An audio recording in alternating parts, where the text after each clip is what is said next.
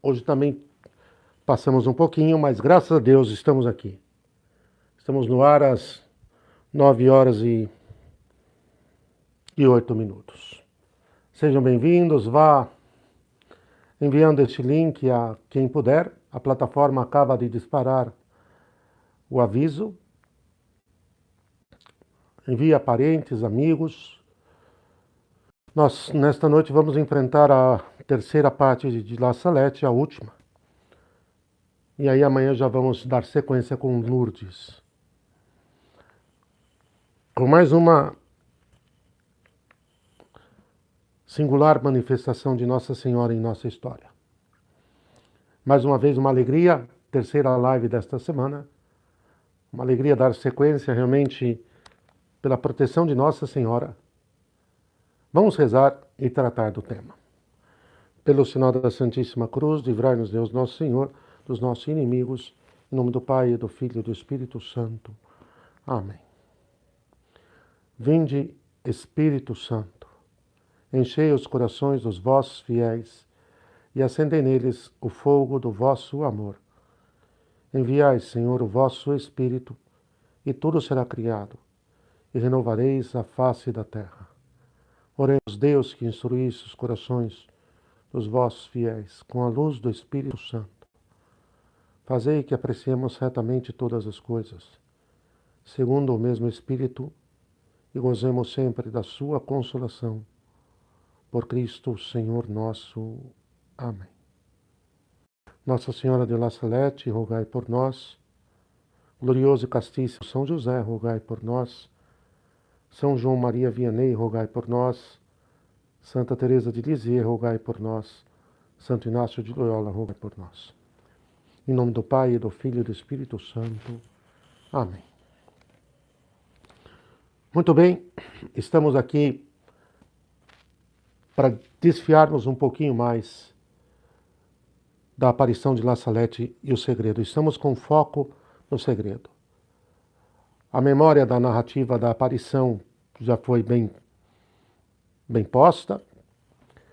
A tentativa de utilizar as aparições, e assim deve ser, interpretar as profecias marianas, trazer as profecias marianas para pôr luz nos eventos atuais, ou interpretar os dias atuais a partir das profecias marianas.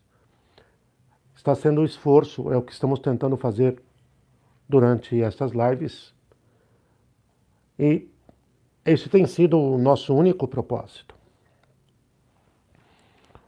Ontem, eu sei que não é fácil,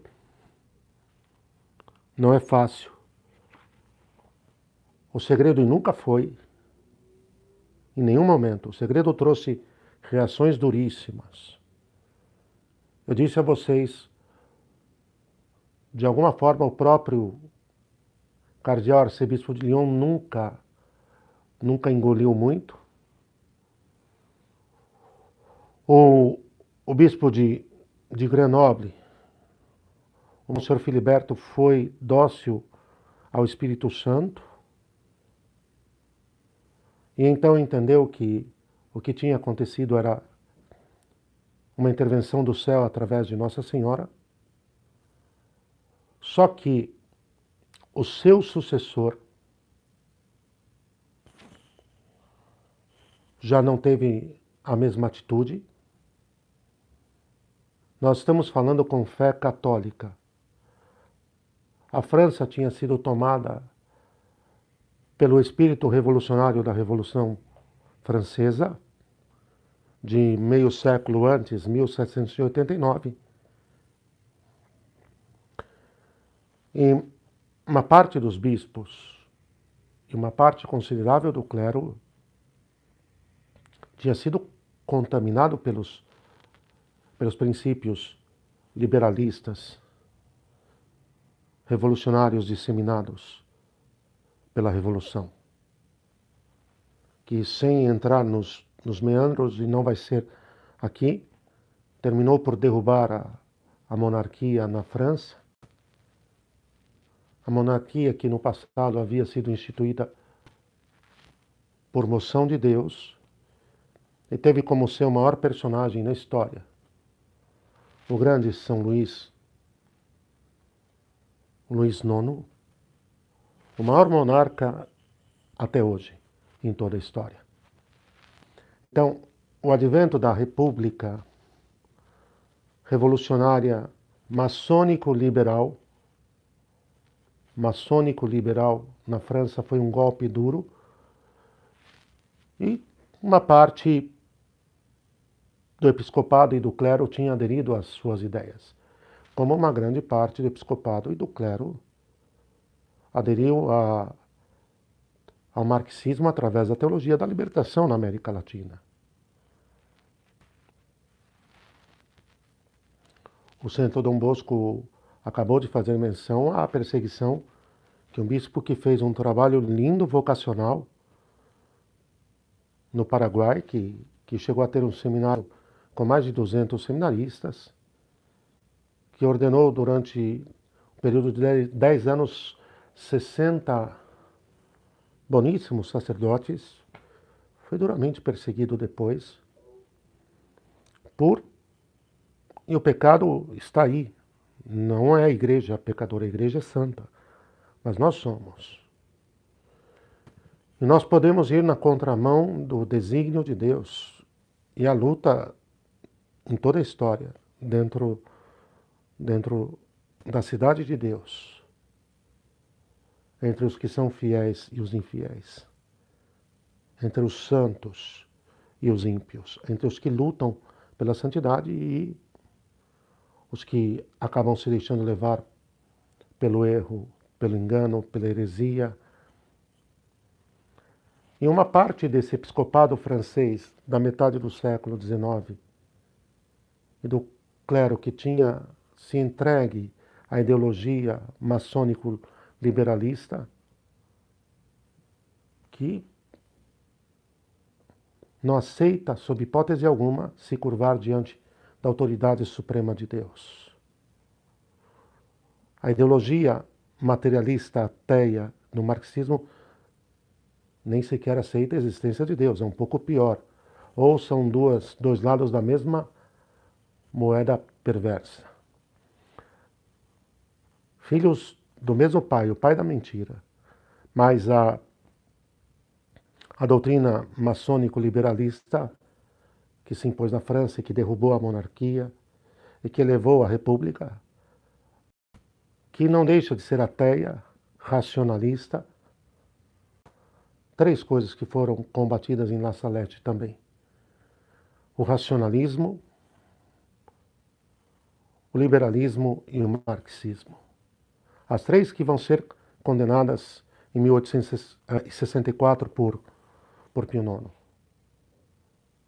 Algo me diz no meu coração que Pio IX foi altamente influenciado, positivamente influenciado por La Salette, santamente influenciado por La Salette na concepção, na construção dos sílabos, que condenou o liberalismo, o racionalismo e o marxismo. E tecendo muito bem as coisas, esse episcopado e esse clero rendido ao liberalismo maçônico perseguiu duramente aos videntes e à revelação particular de La Salette. Duramente. O sucessor do Monsenhor Filiberto foi um desses casos. E não se assustem, sabe por quê? Eu quero dizer isso a vocês, porque no século IV, um dia a igreja anoiteceu católica e amanheceu ariana. No século IV. Ela anoiteceu católica, como foi fundada por nosso Senhor Jesus Cristo, como ele tanto a tratava com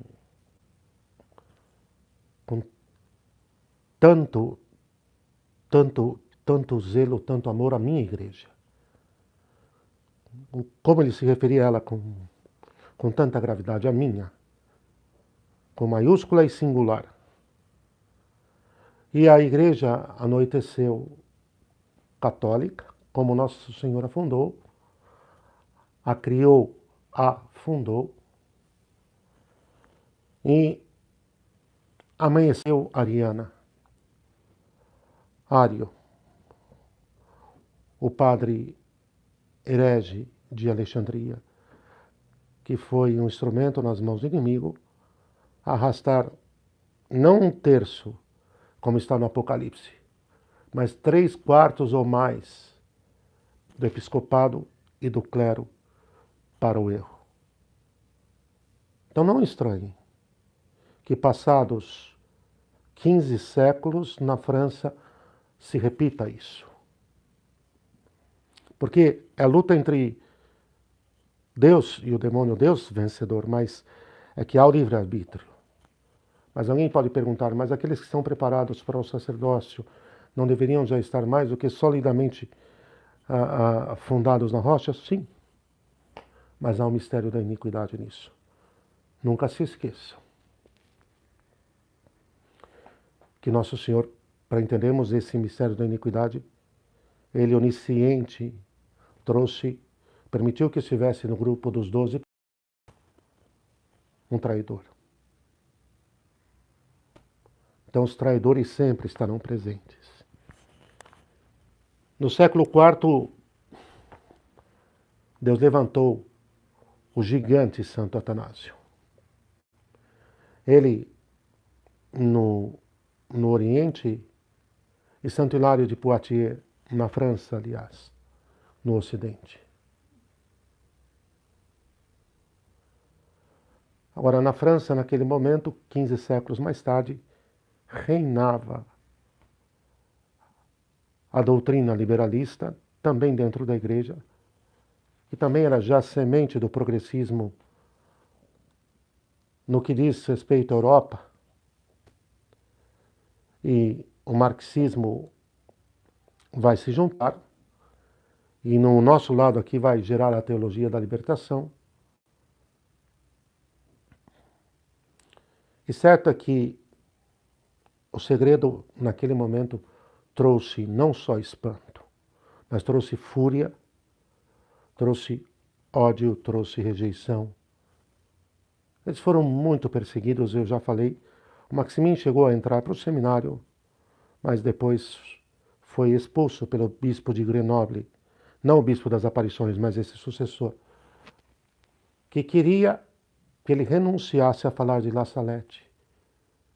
Ele disse, não posso, porque a maior prova que eu não tenho vocação ao sacerdócio será se realmente eu tiver de renunciar a La Salette. Se eu tiver de renunciar a La Salette, é a prova que eu não tenho vocação ao sacerdócio. O sacerdócio é muito santo. Ele dizia isso com dor. Ele morreu aos 39 anos antes de completar 40. Aí sim, depois se complicou bastante. Eu acredito que a saída do seminário trouxe consequências sérias. E o que fica é que a primeira parte do segredo, quando eu falei ontem que tínhamos 32 parágrafos, vejam, o segredo não está enumerado. O segredo é um texto corrente. A enumeração depois foi para facilitar. Eu já vou comentá-lo um pouco mais detidamente com vocês. Uma coisa que eu guardei para falar hoje com vocês é que o texto que realmente vai ficar pela sua completude, pela sua integralidade e a sua integridade é o da Melânia, seja o de 1851, seja o de 1879. Mas o Maximin também escreveu, de tal maneira que chegou à mão do Romano Pontífice de Pio IX em 1851, em julho, 2 textos. Era o da Melânia, o principal, e o Maximin, também algum escrito dele. Os teólogos que vão analisar os segredos naquele momento, sacerdotes bons, Padre, mas não tinha os que estavam rendidos e vendidos à doutrina maçônico-liberal? Tinha. Não eram poucos. São João Maria Vianney viveu ao risco de seja expulso, seja caçado dentro da igreja, seja morrer martirizado.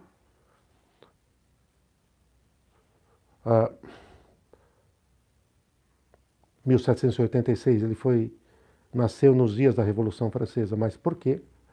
Porque tinha o abjuramento. Os sacerdotes tinham que assinar um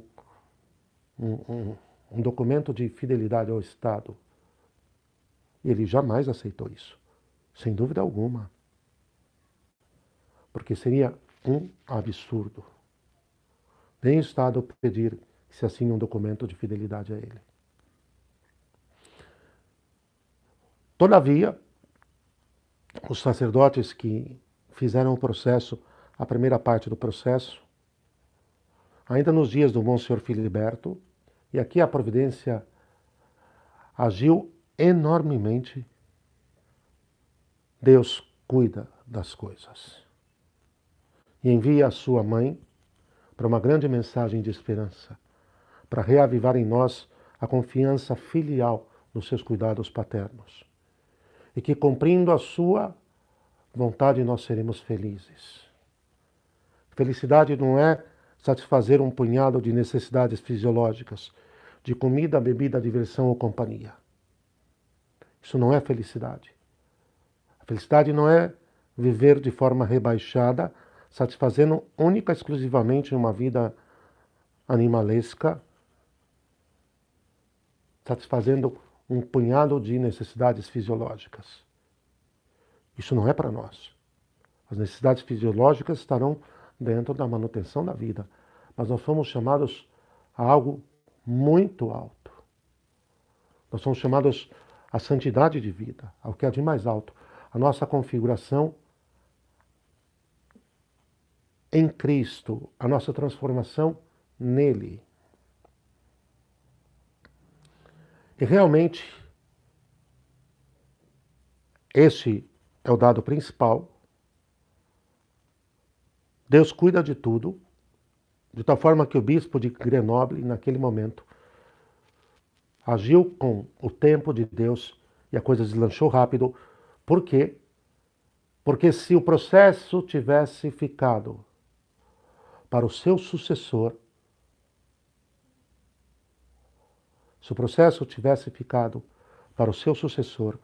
a coisa teria complicado e muito. E talvez a aprovação da aparição não tivesse nem acontecido. Eu estou dando esse dado, guardem isto, porque essa realidade vai repercutir muito em Garabandal. O ataque à aparição, pelo que ela descortina, a tentativa de sufocar a sua verdade e a sua realidade. Em nada queremos nos antepor e nem nos colocar acima do juízo da igreja, mas vejam, o sucessor do bispo das aparições em La Salette, se a coisa já não tivesse chegado a Roma, é muito provável que ele teria sufocado ali. É um mistério. Quem de nós pode dizer com infalível segurança que daria de uma forma ou de outra, seria assim ou assado? De forma alguma. A Santa Igreja Católica Apostólica Romana Santa, que traz do seu corpo as feridas de seus filhos, sejam os que são parte da cabeça, a hierarquia, seja os que são membros, os fiéis leigos. De tal maneira que Deus cuidou de tudo. O processo já tinha chegado. Agora, a primeira parte do segredo é muito dura. Os sacerdotes ministros de meu filho, pela sua má vida, sua irreverência e impiedade na celebração dos santos mistérios. Todos que ouviram isso aqui ontem, isto é Nossa Senhora falando, ficam impactados, ou até um pouco, alguns depois comentaram que ficaram chocados, mas quando há pouco tempo vazou nos Estados Unidos aquele sacerdote que, desgraçadamente, profanou o altar, tendo relações com 2 prostitutas sobre o altar, que é coisa mais demoníaca do que isso?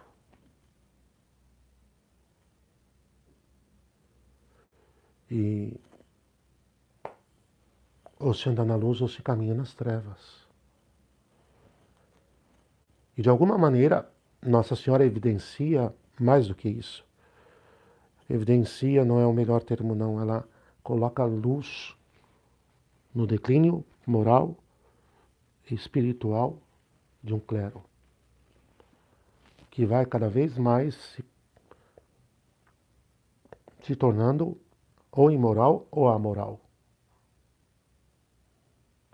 E foi o que aconteceu. E aí com a invasão, com a tomada, com a invasão do lobby LGBT dentro dos seminários, que é muito forte.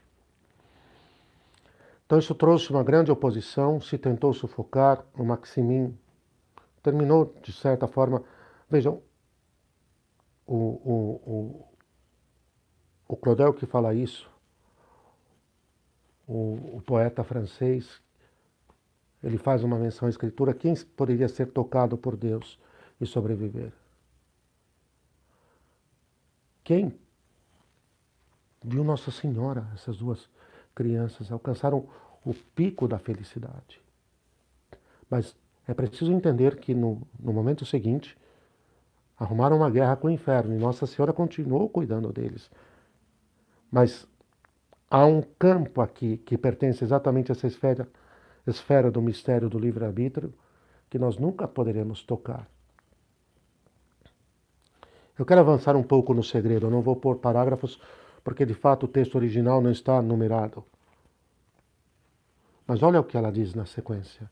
Nossa Senhora dizendo: os governantes civis terão todos um mesmo objetivo, que consistirá em abolir e fazer desaparecer todo o princípio religioso, para dar lugar ao materialismo, ao ateísmo, ao espiritismo e a toda espécie de vícios. O que nós estamos vendo em nossos dias. Duas Semanas Santas, 2020 e 2021. Eu repito mais uma vez, nós estamos interpretando os acontecimentos atuais à luz das profecias de Nossa Senhora, com sobriedade, sem sensacionalismo, sem estranhezas, com doutrina católica, com fidelidade. Agora, os governantes terão todos um mesmo objetivo, que consistirá em abolir e fazer desaparecer a vida católica no mundo. 2 Semanas Santas. A principal parte da profecia de La Salette ainda não se cumpriu. Uma parte dela já. A principal, que nós vamos ver até o fim, será para o fim do mundo. Vai haver o corte. Ela falou do corte, como Garabandal vai voltar a dizer, como o Roshauser, como a última semana de Daniel. Na série Escatom, eu peço que depois vocês, quem não viu, veja as 2 testemunhas. Na série aqui mesmo no canal, a série chamada Escatom, tem uma live chamada As 2 Testemunhas. Nossa Senhora, no final do segredo, vai falar de Enoque e Elias, vai falar de Enoque e a luta que eles vão travar até serem martirizados.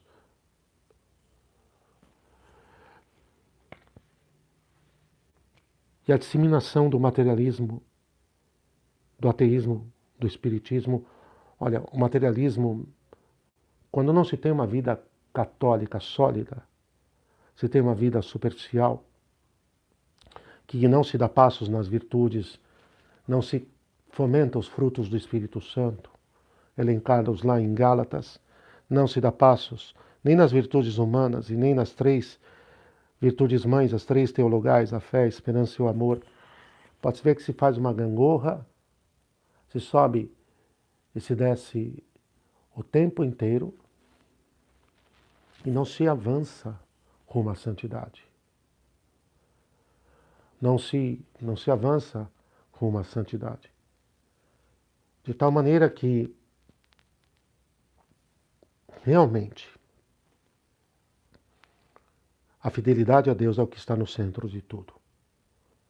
Pode ter uma vida católica superficial e altamente materialista, consumista, aburguesada, sem consequências da continuação da paixão de Cristo em nós nenhuma. Uma vida materialista que aí caminha para um ateísmo prático. Que aí caminha para um ateísmo prático. Depois nós temos, e Nossa Senhora fala claramente, ainda as falsas doutrinas esotéricas. O espiritismo, principalmente o moderno, é uma forma de gnose, de exploração, melhor, de um certo conhecimento para se chegar à autoevolução e à emancipação de si mesmo. Isso significa dizer que eu não preciso, é o que ele vai estar ensinando, de um Redentor que deu a vida dele por mim na cruz, que pagou os meus pecados. Eu me resolvo a mim mesmo. Essa coisa de gnose. Eu vou conhecer, eu vou me desenvolver, eu vou expandir a minha potência, eu vou chegar a uma nova evolução. Esta mentira escrachada do diabo. Inclusive, me desculpem o que eu vou dizer. Está sendo utilizada erradamente por uma multidão daquilo que eles hoje chamam de coach. O elemento do pecado, da redenção, da conversão, da vida nova, da penitência, pode ver que não surge nesses discursos empolados e encharcados de gnosticismo. E no fundo, é a maior construção do pai da mentira. Sejam como deuses.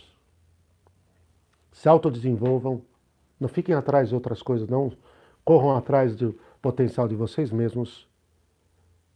Expandam a energia que há em vocês, vocês vão ver que nada os freará. Nossa Senhora já estava aqui em La Salette dizendo isso.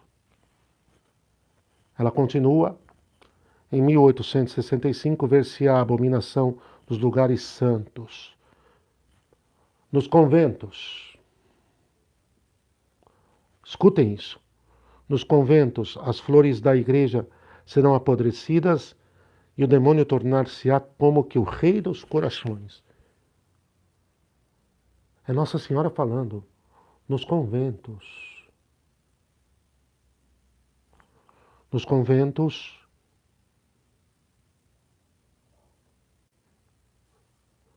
as flores da igreja serão apodrecidas.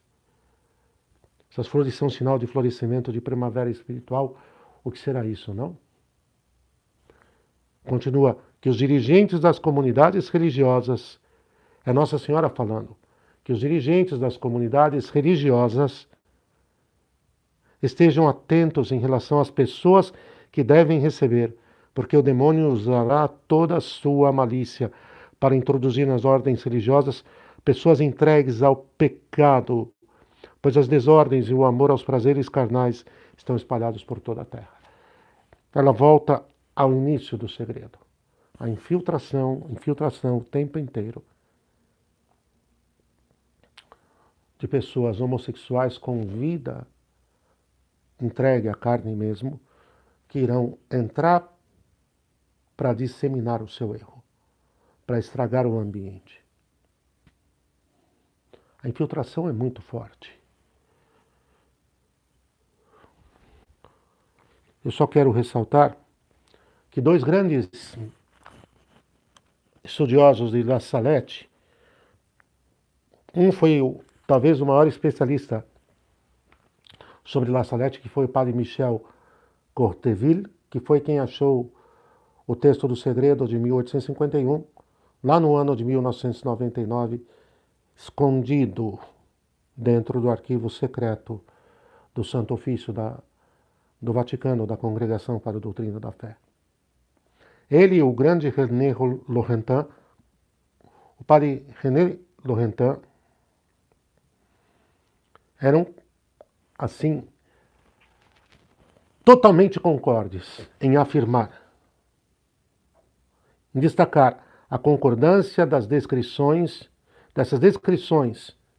do segredo dado por Nossa Senhora com o espetáculo desolador da crise que atravessa hoje a Igreja Católica. Paulo VI chegou a qualificá-la de processo de autodemolição. A locução de 7 de dezembro de 1968 aos alunos do Seminário Lombardo. Depois ele vai fazer em 72 a locução sobre a penetração da fumaça de Satanás. Então, em 1978,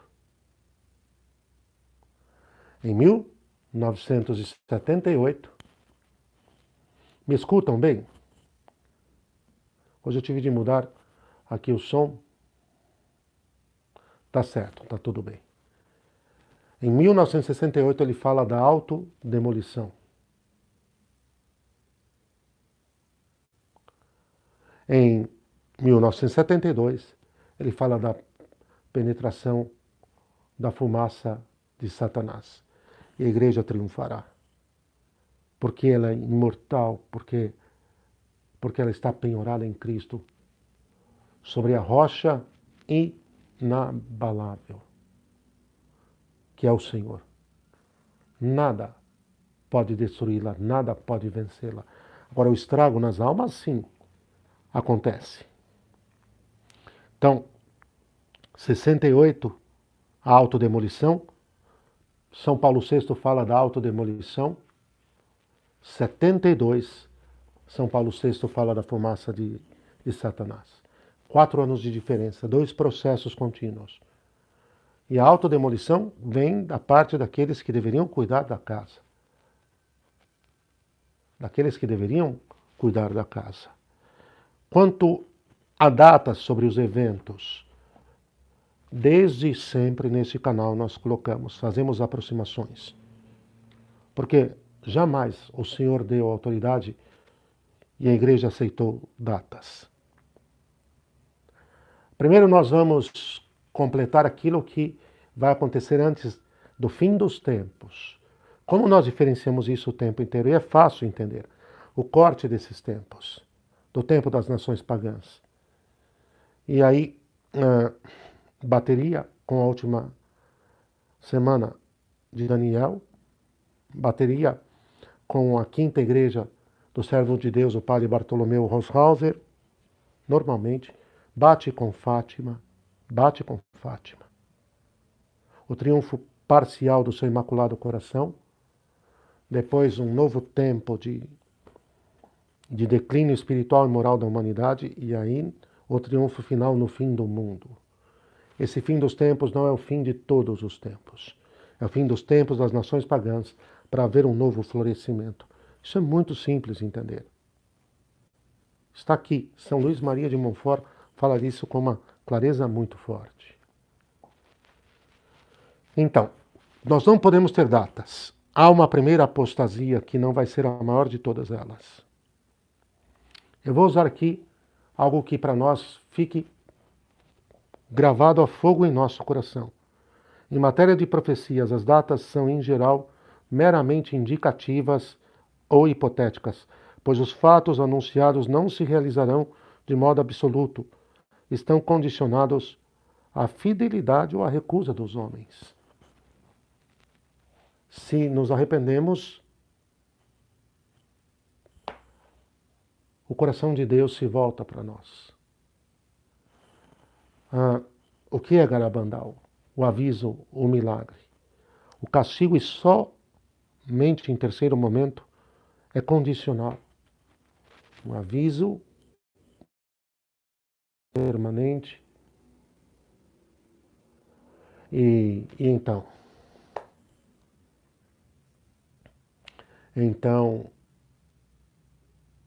maravilhosamente, Deus operando e agindo se nós nos curvamos. É o que ela vem a dizer. Por isso é uma mensagem grandiosa de esperança. Também em La Salette. A Melânia, no fim de tudo, ela ponderava: estas coisas acontecerão quando a desordem moral seja completa sobre a terra e o mundo esteja entregue às suas ímpias paixões. Sem acrescentar datas. Como nós sempre dissemos que é progressivo, as profecias elas se cumprem progressivamente. E os eventos eles se repetem. Os eventos eles se repetem. Daniel, nós estamos, vejam, a última semana nós estamos no horizonte, no limiar. Nunca se esqueçam disso. A supressão do holocausto perpétuo. A supressão do holocausto perpétuo, que não é lá para o fim, não. Olha, nós já tivemos 2 Semanas Santas retiradas. Ok? O que nós colocamos claramente? É que todas as coisas estão condicionadas, todas, estão condicionadas à penitência e à conversão. Mas vai haver um primeiro pico de uma grande apostasia,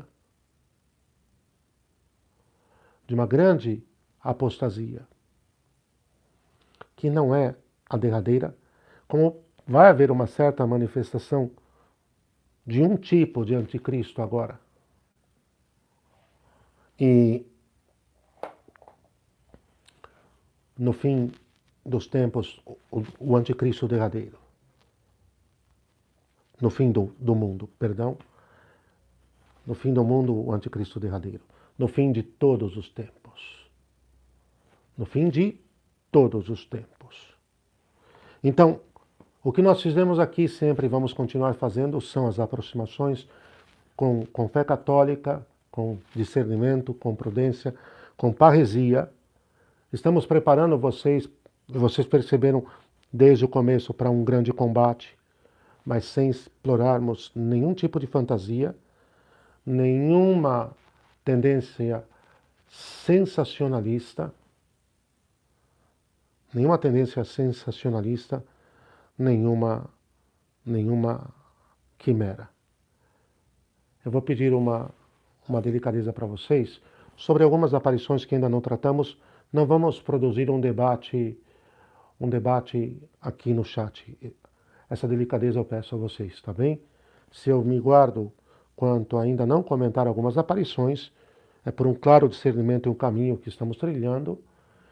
E muito bem, já temos isso. Me dou a responsabilidade e o direito de não tratar sobre algumas aparições. Repito, me dou a responsabilidade e o direito de ainda não tratar sobre algumas aparições. Quando chegar o momento, discernindo com responsabilidade, se achar que chegou, vou tratar.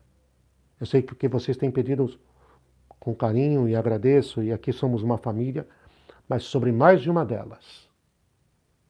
Então, se há outros sacerdotes tratando, respeitamos e temos certeza de que estão fazendo com o melhor dos cuidados. Mas não podemos cobrir tudo.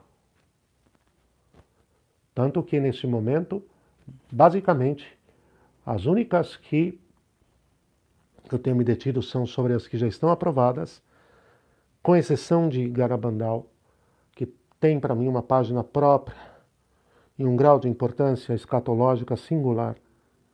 Mas eu repito com o maior respeito, gratidão e carinho a vocês. Com responsabilidade, critério e discernimento. Se não trato de algumas, é porque entendo que não chegou o momento de falar delas. Vamos em frente. Bem, Deus tem tudo nas mãos. É o que Nossa Senhora coloca. É o que Nossa Senhora coloca. Tudo, tudo, tudo. Vai haver uma grande purificação, mas os eventos principais de La Salette, uma parte deles já estão se cumprindo, a infiltração que houve.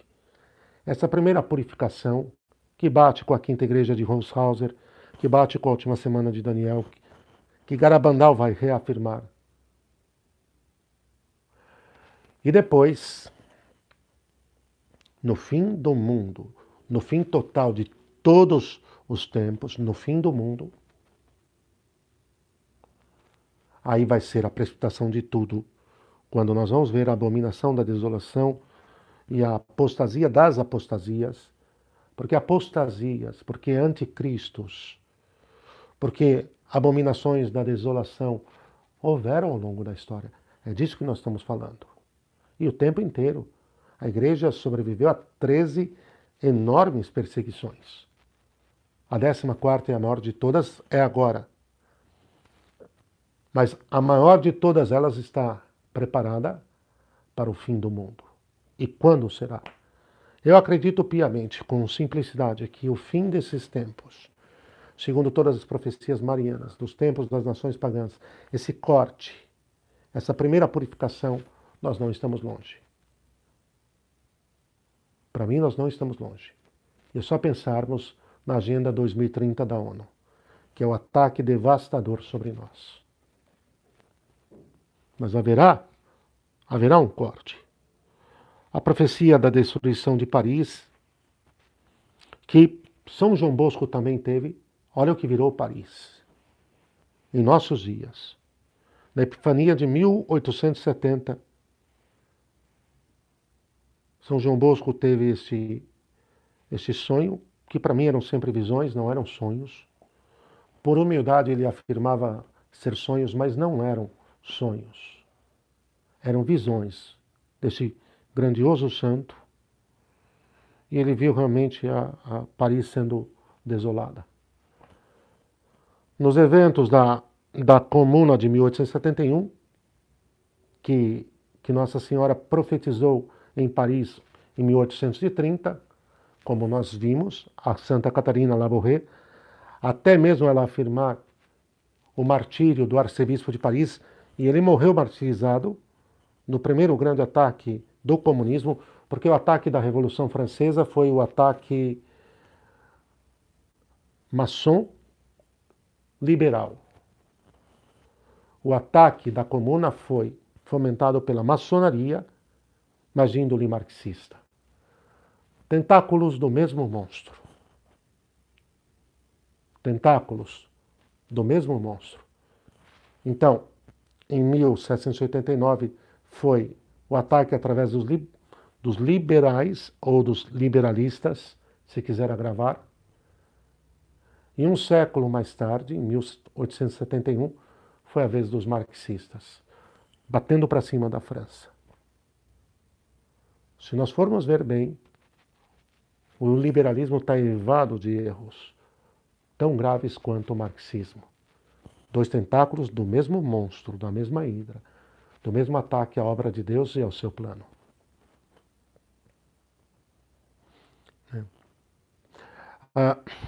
Deus sempre virá em nosso socorro. No sonho, depois, São João Bosco afirmaria: Paris, Paris. Em vez de te armar com o nome do Senhor, tu te rodeias de casas de imoralidade. Essas serão destroçadas por ti mesma. Teu ídolo será reduzido a cinzas, para que se cumpra que mentita est iniquita sibi, a iniquidade se enganou a si mesma. Teus inimigos se cercarão e te trarão a fome, o terror e a abominação das nações. Mas ai de ti, se não reconheceres a mão que te golpeia. Quero castigar a imoralidade, o abandono, o desprezo da minha lei, diz o Senhor. Hitler tinha o plano de destruir Paris, não conseguiu executá-lo. Hitler tinha o plano de destruir Paris, não conseguiu executá-lo. Agora, eu vou repetir o sonho de Dom Bosco.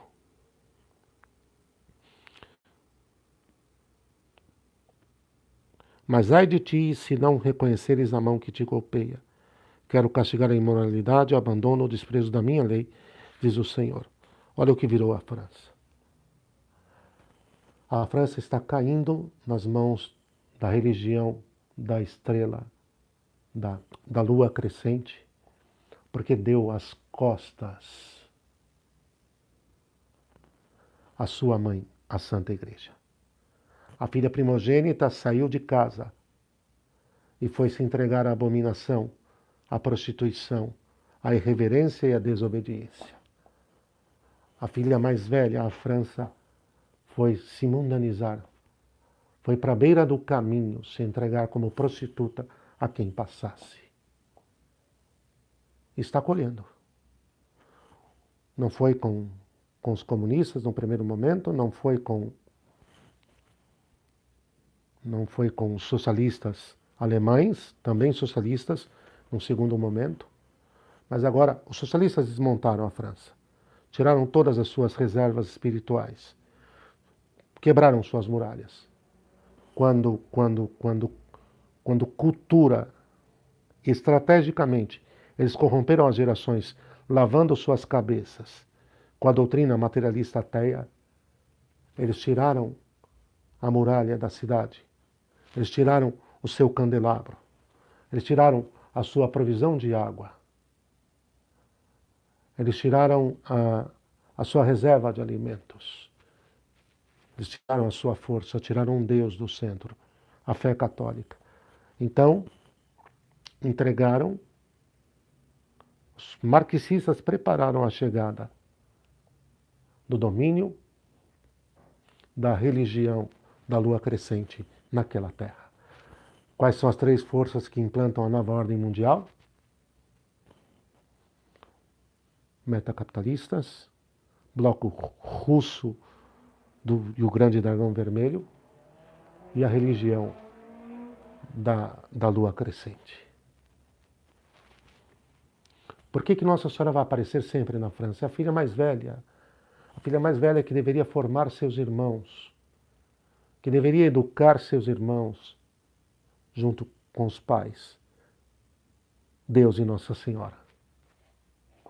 E foi o que aconteceu. Bem, o próprio Maximin, no seu relato do segredo de 1851, no seu relato de 1851, do segredo assim está melhor, ele vai dizer, esse relato é o que nós não exploramos porque o da Melânia é o mais completo, é o mais decisivo. Alguém está dizendo qual é a religião da lua crescente. Para um pouquinho você vai saber quem traz em cima de todos os seus templos uma lua já inteira fechada. Ela já completou o ciclo. Tá bem? A religião da lua crescente é a religião que domina uma grande parte do Oriente Médio, a maior parte, e está se expandindo África e mundo afora. Esta é a religião que já colocaram aí na telinha, da lua crescente. Bem, ainda ela entrega a profecia de uma grande nação protestante, profecia confirmada na época pelo servo de Deus, o padre Bartolomeu Roshauser, e o triunfo da Igreja nas almas e o reinado do Evangelho, o reino, como São Luís Maria de Montfort entendia o reino de Maria, que começaria com o fim dos tempos, desses tempos. Está muito bem alinhavado tudo. É muito simples. Garabandal, Paris, La Salette, Lourdes, Fátima. Garabandal vai ser a última que eu vou abordar. Está tudo muito simples. É muito simples. É só colocarmos o nosso coração à disposição do Senhor. Então ela diz, Nossa Senhora diz, então será feita a paz, a reconciliação de Deus com os homens. Jesus Cristo será servido, adorado e glorificado. A caridade florescerá por toda parte. Os novos reis serão o braço direito da Santa Igreja, a qual será forte, humilde, piedosa, pobre, zelosa e imitadora das virtudes, de Jesus Cristo. Santidade são virtudes, não é sentimento. Os sentimentos são efêmeros, vêm e vão num segundo. A santidade são as virtudes são os frutos. A vida em Deus, a vida no Espírito Santo. O Evangelho será pregado por toda parte e os homens farão grandes progressos na fé, porque haverá unidade entre os operários de Jesus Cristo e os homens viverão no temor de Deus. Essa parte aqui do segredo é excepcional, porque aqui ela fala do reinado de seu filho, de seu reinado. Bom, São Luís Maria de Montfort, o grande doutor mariano, sem ser ainda doutor da Igreja, declarado mais o grande doutor mariano. O tratado da verdadeira devoção precisa ser amado, conhecido, difundido. O tratado da verdadeira devoção é o caminho de beleza da fidelidade a Deus através de Nossa Senhora.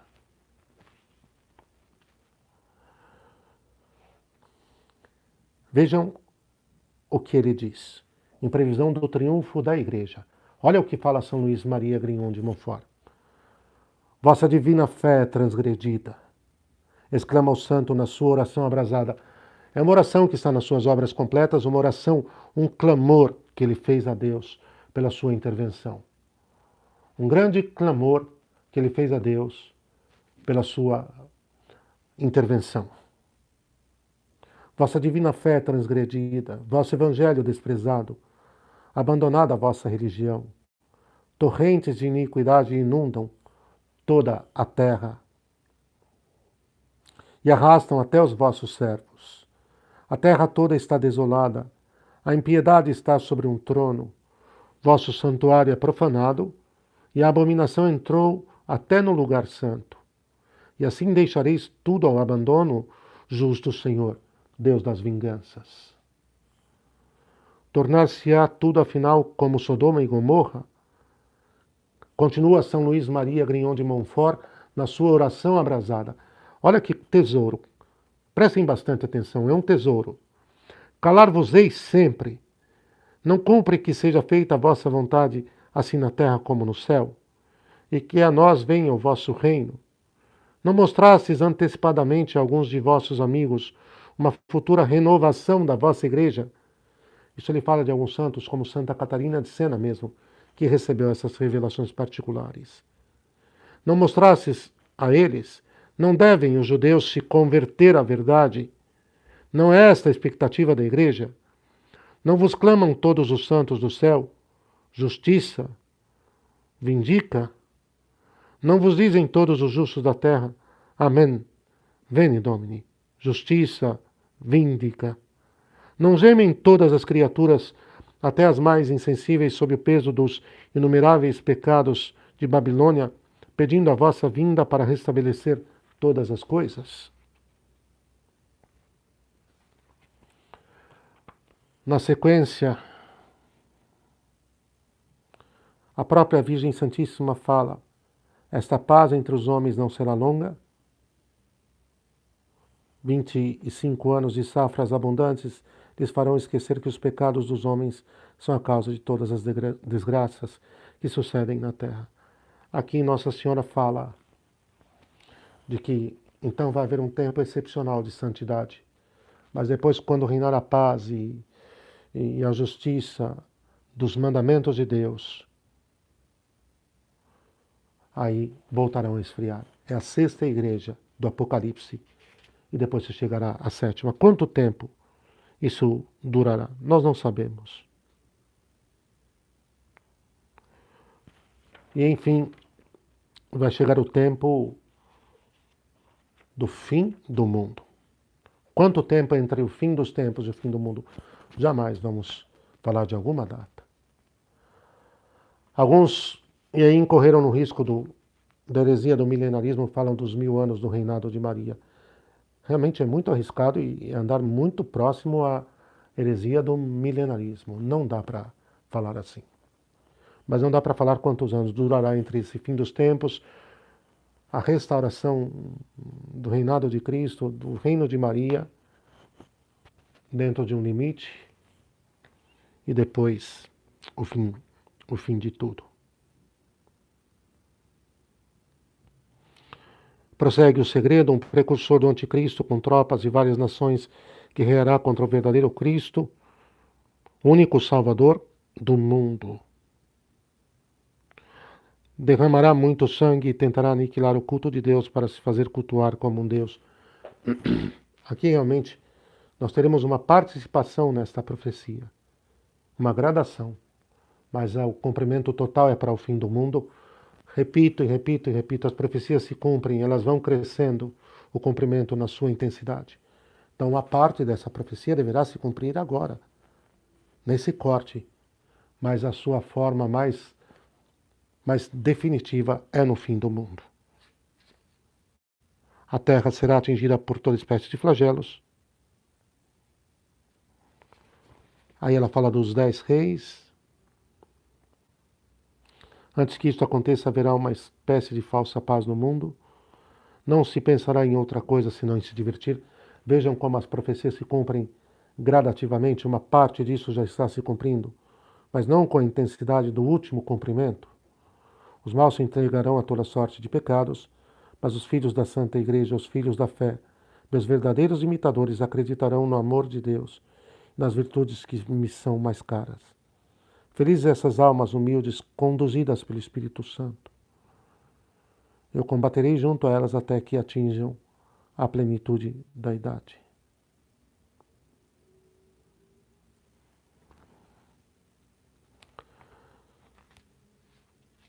Fala da chegada dos apóstolos dos últimos tempos. A profecia fala, mas também pensamos que será lá para o fim. Já vamos falar de uma live de perguntas e respostas para logo, logo. E, enfim, as estações mudarão um pouquinho antes. A natureza exige vingança por causa dos homens e estremece de pavor na espera do que deve acontecer à terra, emporcalhada de crimes. Tremei, ó terra, vós que fizestes profissão de servir a Jesus Cristo, mas que no vosso íntimo adorais a vós próprios. Tremei, pois Deus vos entregará a seu inimigo, porque os lugares santos estão imersos na corrupção. E aí continua, durante esse tempo renascerá o anticristo, nascerá o anticristo de uma religiosa hebraica, uma falsa virgem que terá comunicação com a velha serpente, e o mestre da impureza, seu pai, será bispo. Ao nascer vomitará blasfêmias, ela continua, fará prodígios, alimentar-se-á só de impurezas. As estações mudarão, a terra só dará maus frutos. Os astros perderão seus movimentos regulares. E aqui é o ponto. Roma perderá a fé e se tornará a sede do anticristo. O que eu disse ontem é que a cidade de Roma vai voltar ao paganismo, uma potencial migração da sede de Pedro de volta a Jerusalém, onde tudo começou. Mas também não me parece que Nossa Senhora está falando só da cidade de Roma. Eu repito mais uma vez, nunca é nunca, o anticristo será o romano pontífice. Nunca. A igreja não será destruída. Jamais. E o Senhor a levará consigo ao céu, a Jerusalém do alto. Agora, que isso fique muito claro. Não parece que Nossa Senhora está falando só da cidade propriamente dito de Roma, mas também da própria Santa Igreja. Roma perderá a fé e se tornará sede do anticristo. Não contradigo quando digo ontem que ela fala lá no início, a cidade de Roma, separando da Igreja Católica Apostólica com sede estabelecida em Roma, por isso romana, mas em algum momento na frente ela ter repetido, parece-me que é o cuidado da mãe que também quer ressaltar, mas de qualquer forma, essa infecção de ateísmo, essa infecção revolucionária vai afetar a igreja e vai afetar mesmo, e o clero. É o que nós vimos até aqui. Temos os apóstolos dos últimos tempos. E, enfim, vamos ouvir um pouquinho para nós irmos terminando. Já vamos para 1 hora. O que alguns santos disseram sobre La Salette. Tá bem? Olha só o que está acontecendo na Alemanha.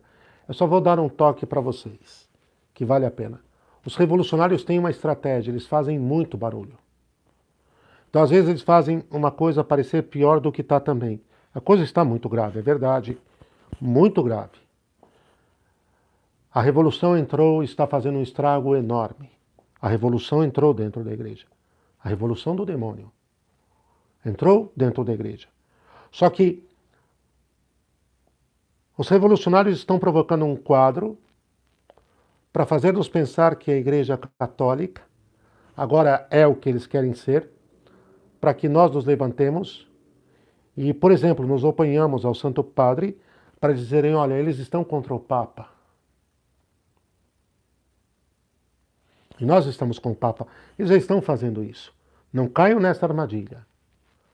Estão construindo um quadro de tensão, roubaram, abduziram a imagem e a figura do Santo Padre, por quem temos que rezar, que com todo o respeito e veneração podemos até dizer que não mostra muita clareza na forma como se expressa, não tem a solidez dos outros pontífices.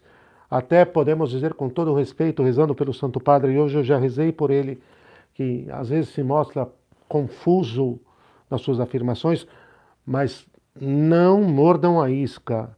Os revolucionários estão forçando para que nós declaremos uma ruptura, para que aí eles invertam o jogo e eles queiram dizer que somos nós que nos separamos, não eles. Não eles. Isso aqui é muito claro, tá bem? Não vamos morder a isca do demônio. Fiquemos dentro do nosso lar, da Santa Igreja Católica Apostólica Romana, como disse o cardeal Sarrat, unidos ao Romano Pontífice rezando por ele. Deus, na sua providência santíssima e eterna, contou que este pontífice estivesse lá, como contou que estaria Pio IX, que foi eleito sendo maçom, e no momento em que foi eleito, se converteu imediatamente. Foi o milagre dos milagres, por isso que eu digo que um dia farei uma live só sobre isto. Foi eleito sendo maçom padre, um papa foi eleito, Deus sabia, permitiu porque sabia o que ia fazer. E naquele momento, entre o local onde ele foi revestido com as vestes papais e até a varanda, houve um milagre enorme, e ele saiu de fato Pedro naquela varanda, e ninguém jogou tão pesado contra a maçonaria como Pio IX. Por que vocês acham o ódio que ela teve contra ele? A questão dos estados pontifícios, a guerra do Estado maçônico italiano contra ele, e assim por diante. Deus é Deus. Deus é Deus. Ele está, nosso Senhor Jesus Cristo está no controle. A Santa Igreja é dele. E esse Papa estava nos planos de Deus? Se está aí, estava. E aguardem. Deus conduzirá todas as coisas. Vamos rezar pelo Romano Pontífice. Pio IX era um cardeal maçom. E Deus cumpriu nele a profecia de Ezequiel. No momento em que ele foi eleito, o Espírito Santo foi lá e tirou o coração dele de pedra, escravo do demônio maçônico, e colocou o coração de nosso Senhor. Que Papa foi Pio IX? Ele escreveu em 1864, inspirado por La Salette, creio eu, os Sílabos, que condenou a maçonaria como nunca, o racionalismo, o liberalismo, o marxismo. Belíssimo. belíssimo. Então vamos rezar pelo Romano Pontífice. E nós estamos ligados a Pedro, ao papado. Nunca se esqueçam, o papado é mais que um papa. Os papas passam, o papado permanece. E a promessa é sobre o papado, da sua indefectibilidade e da sua inerrância. Não sobre nenhum indivíduo, nenhum personagem em particular. Personalizar demais. Foi um grande erro que nós cometemos, personalizar demais a visão sobre um pontífice. É por isso que, quando Pio IX saiu naquela varanda, São João Bosco sabia que aquele cardeal que tinha sido eleito era maçom, mas ainda não tinha tido o entendimento de que ele foi convertido por Deus naquele momento, que Deus trocou o seu coração. Então as crianças gritavam, as crianças do oratório, gritavam, viva Pio IX! Porque o seu nome já tinha sido anunciado. E São João Bosco falava para elas, não, viva o Papa! E aí elas erravam e voltavam a falar, viva Pio IX! Eles diziam, não, viva o Papa! Então elas, viva el Papa! Viva o Papa! Era isso. Sempre falaremos, e Pio IX, gigantesco. Ainda será canonizado. É o que o Senhor faz. Pio IX disse, é coisa manifesta que por palavras e escritos de homens desconhecidos eleva-se hoje uma suspeita de falsidade contra o fato de La Salette. Eu vou pedir para vocês mais uns 15 minutinhos, tá bem? Porque amanhã eu já quero ir para Lourdes. Eu quero sair de La Salette e chegar em Lourdes. Tá bem? Vamos lá. Olha o que Pio IX diz. Porque o sucessor do Monsenhor Filiberto em Grenoble, o Monsenhor Guinoyat, foi muito duro com La Salette, porque era bispo liberalista, corrompido pela doutrina liberal, como os arianos do passado. Então começa Pio IX. É coisa manifesta que por palavras e escritos de homens desconhecidos eleva-se hoje uma suspeita de falsidade contra o fato de La Salette, e que o próprio culto praticado sobre essa montanha, a Santíssima Mãe de Deus, é posto em controvérsia. Ele continua, desdobrai todo o vosso zelo, venerável irmão, para que a piedade e a devoção filial à Rainha do Céu e Soberana do Mundo, que floresce tão felizmente na vossa diocese, se mantenha e ganhe cada dia novos acréscimos. Pio IX está corrigindo o Monsenhor Guinoyat, que não queria aceitar La Salette. Agora é esse Santo Papa corrigindo o bispo de Grenoble. E se necessidade houver, é um dever de vosso cargo e de vossa solicitude pastoral informar o vosso rebanho sobre os perigos que rodeiam essa devoção e de premuni-los contra elas. Sobre os perigos não da devoção, mas contra a devoção. Maravilhoso. Ele estava corrigindo o bispo de Grenoble, dizendo, eu já provei, apoie a Mãe de Deus, favoreça o culto, favoreça o rosário, favoreça as peregrinações. São Pio X. O que São Pio X disse sobre La Salette? O grande São Pio X. Ele dizia, a nova Joana d'Arc, escreveu o jornal Vaticano, que por mandato celeste de Maria tirou a pátria da vergonhosa servidão ao estrangeiro, a França retirada da mão dos ingleses. Também ela foi encarregada por Maria de conduzir a nova Joana d'Arc e Melânia. Também ela foi encarregada por Maria de conduzir sua pátria, presa nas rédeas da serpente infernal do liberalismo maçônico revolucionário, ao doce império do Rei dos Reis Jesus Cristo. O segredo que, junto com seu companheiro Maximin, jamais quis revelar por ordem de Maria Santíssima, continua São Pio X. Tendo chegado o tempo designado, desvendou-o, sabendo que, em consequência desse ato, sabendo que em consequência desse ato, olha o que diz São Pio X, atrairia a si as iras daqueles que, perdidos pelos seus maus costumes, tinham se atrelado ao carro da seita maçônica. O que eu venho falando até agora.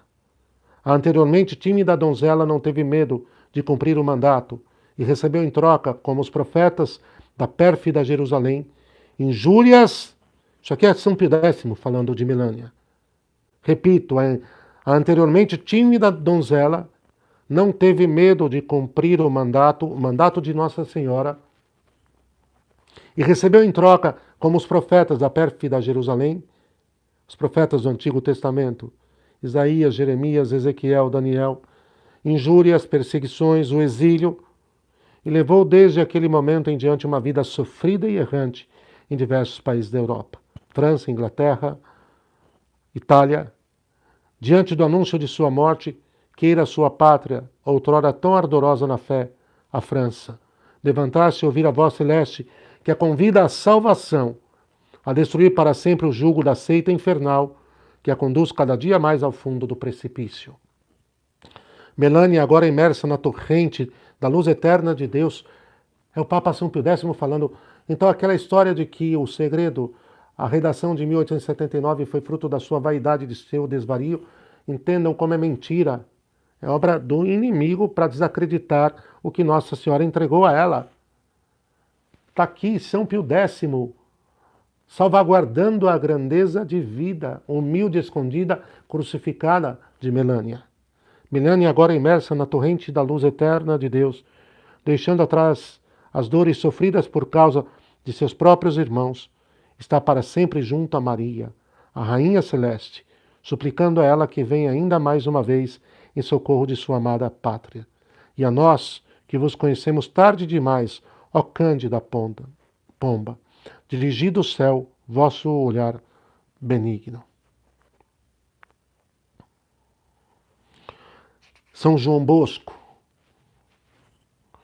Olha o que disse São João Bosco. Um fato certo e maravilhoso, confirmado por milhares de pessoas, que todas elas podem certificá-lo ainda hoje, é a aparição da Santa Virgem em 19 de setembro de 1846. Esta mãe cheia de amor mostrou-se sob a forma de uma bela dama a duas crianças.